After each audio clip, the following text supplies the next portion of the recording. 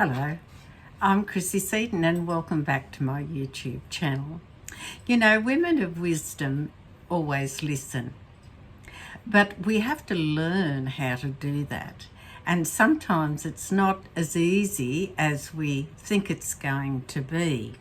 So let's just begin by saying that women of wisdom actually think carefully, and we weigh up the both sides of the story, and we may have to change the way we look at things at times, but most of all we have to learn to discuss things in a very mature and almost academic manner, in that we have to show respect to the other person in order that we can command respect for ourselves. So let's move on and say that truth is not always easy to listen to or to take to heart, much less absorb it fully and correctly, and fully embrace it.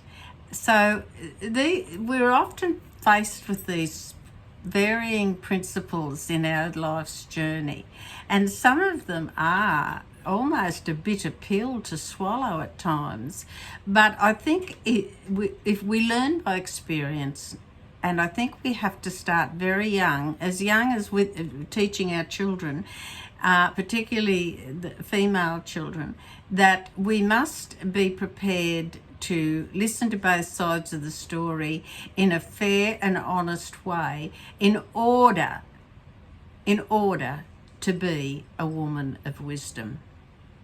So how do we go about that? Well, first of all, we have to look at the body of information that we're presented.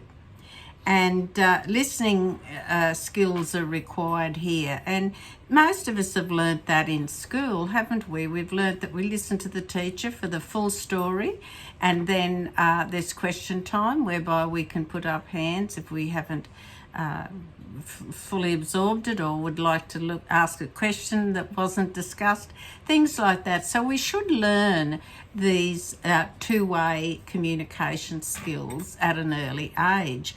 And it starts in the home between mother and child, father and child.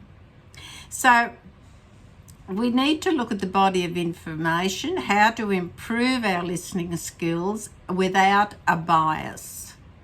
Now, that is a difficult thing sometimes to do, but it doesn't require much energy to listen carefully it might be an opposing opinion. It could be a discussion about politics, etc., something that people have widely different views on that. But the foundation I'm trying to create here is that we really can't be closed-minded when it comes to listening to someone's explanation or understanding of why they believe such and such, or why we should do such and such. So, because in order for you to be given respect when you present your side of the story or want to discuss your side of the story, you must have already given that person, the other person, the same good manners. Here comes my cat. He's on the move. Okay, passing through at the moment. That's Noah that we talked about in the last video. So how do we improve these listening skills with an open mind, as I said, without a bias? Now, at first, that's not going to be easy. But the number one points here, I think, are listen fully and remain calm. Even if you're disagreeing and you want to say, but, you know, you've got to let them finish, because sometimes it does a full circle. So you have to learn to, there we go. Noah's been a bit affected by catnip today. You want to get up here with Mummy or not? All right. So we have to absorb the body of the content with impartiality. And that takes some training, self-training. We have to think a little bit like a courtroom lawyer and say, well, I have to listen to the other side. So we take that on board, and then we come to a point where you've got to agree to disagree on some things and respect each other's point of view, even though we may not agree with it. And also, along with that and the preceding process, you've got to learn how to of trading points. You know, you have to learn how to trade on bargaining points. So, in other words, there will be things you can probably come to a mutual agreement with some minor adjustments or changes. And there will be things that there's no room for movement. And that can happen. But you cannot have it all your way or the other individual have it all their way. There has to be a bargaining table, a trading point where we trade off some things, we modify some things. This is in a calm manner, not yelling at all. So that agreeing to disagree is the first step. And then you can proceed in a civilised manner on some points of agreement and some points that you're willing to trade one for the other or one off, etc. Now, the other thing to remind oneself about this process is that there's no winners in chaos. None whatsoever. Two people talking at once, yelling, screeching, obscenities sometimes, or insults, no good outcome eventuates. So you're really just digging a bigger hole for yourselves. Each person is digging themselves a bigger hole. So you've got to have these points where you will come together and have an agreement, or at least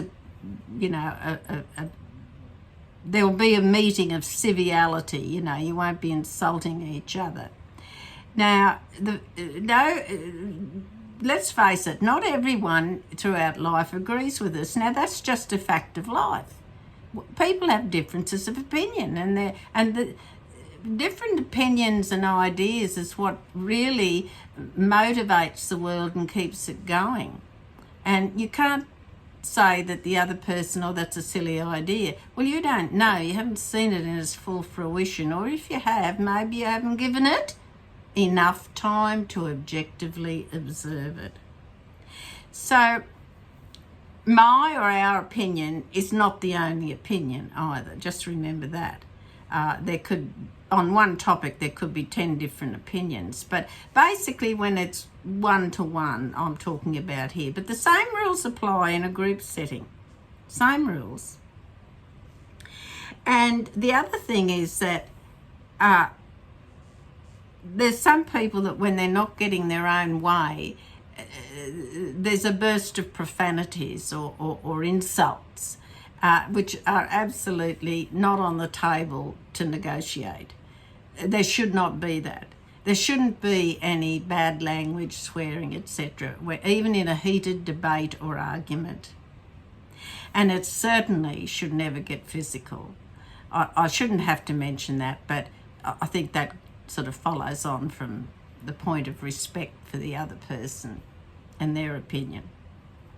So we're not going to win anything by mirroring the behaviour of a bad person or 1 for 1, 2 for 2 sort of thing. That won't work. It never does come off good for either party. So I'm a great believer in vigorous civilised debate. I think there's a great need for that, and I stress a civilised debate, respectful debate. And also, a vigorous civilised debate can often arrive when you a good outcome can arrive when you least expect it to. It might be a word or a phrase and you think, I hadn't thought of it like that. So you must be open to change your mind. There's no disgrace in saying, I step back and give, I give credence to what you're saying. I'd like to hear more about it, things like that. Can we meet again and iron out some of these things we're sort of agreeing on now, or being courteous or being thoughtful about? So there's always ways around it. And any wild, loud verbal confrontation, look, we've all probably heard that at some time or other. It may not have been directed at us, but you hear people, you see it on TV. Well, there's no dignified outcome from that sort of behaviour. Absolutely no dignified outcome. People, they'll sort of talk over the top of you, cut you off, want to, keep, even using poison, this, and this. And there's no good outcome from that. You must be civilised. You can be forceful in your presentation of what you're saying. I believe this because, and I can quote that from such and such. I can give you the reference. That's all part of vigorous debate. But there's no place in vigorous debate. Vigorous debate doesn't mean swearing and hitting each other. That's not debate. That's abuse. So I felt a need to mention this because in today's society, and particularly in the political climate we're experiencing at the moment, there are people that have varying opinions about politics, school systems, medical interventions. There's all manner of things going on in our lives that people have varying opinions on. And that's good because we live, or should be living, in a free democratic society where we're each entitled to our own beliefs and our own thoughts. And it is good to discuss them because we can learn, each of us on either side can learn from that. But it should never be flavoured with insults and, profanity and things like that, which I think most of us agree is the right thing to do.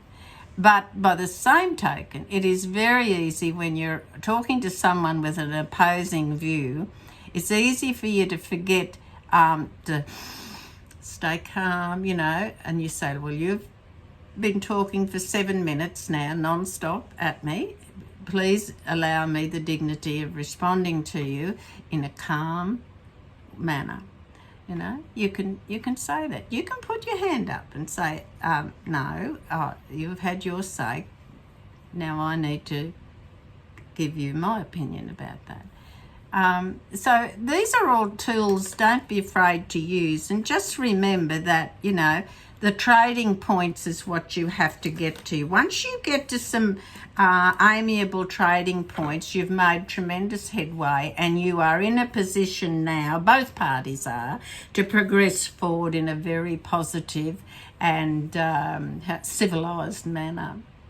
And as parents of young children, we should start doing that when their kids are fighting about something, even a toy or whatever. I think you've got to start teaching them conflict